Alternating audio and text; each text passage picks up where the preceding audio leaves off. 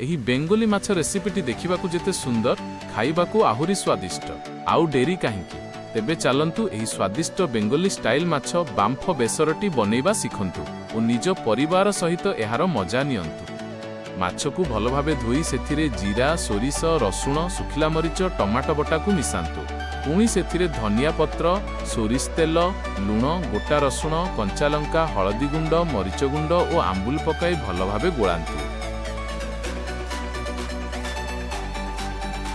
कढ़ई रे किछि पानी नहीं आगरु गोलाई रखिथिबा माछकू एक पात्र रे नहीं किछि एभଳି भाबे कढ़ई मध्य रे रखंतु।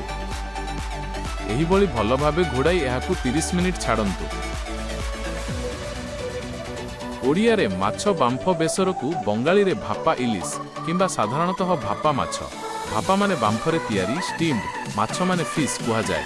एहा एक अत्यंत लोकप्रिय बंगीय व्यंजन जहाँ मुख्यतः सोरिष बटा बेसर एवं नड़ियार मिश्रण रे प्रस्तुत हुए। एही व्यंजनर विशेषत्व हेउछि मुख्य उपादान मुख्यतः इलिस माछ हिल्सा फिश व्यवहार करा जाए किंतु अन्य माछरे मध्य तैयारी होई पारे। वर्तमान प्रस्तुत हो जाइछि बेंगोली स्टाइल माछ बांफ बेसर। आपण माने एई डिश टिकु निश्चित भावे ट्राई करंतु आउ गोटिए काम वीडियो टिकु निश्चित भावे लाइक करंतु और आपण मानक चैनल साहू स्पाइसेस को सब्सक्राइब करंतु।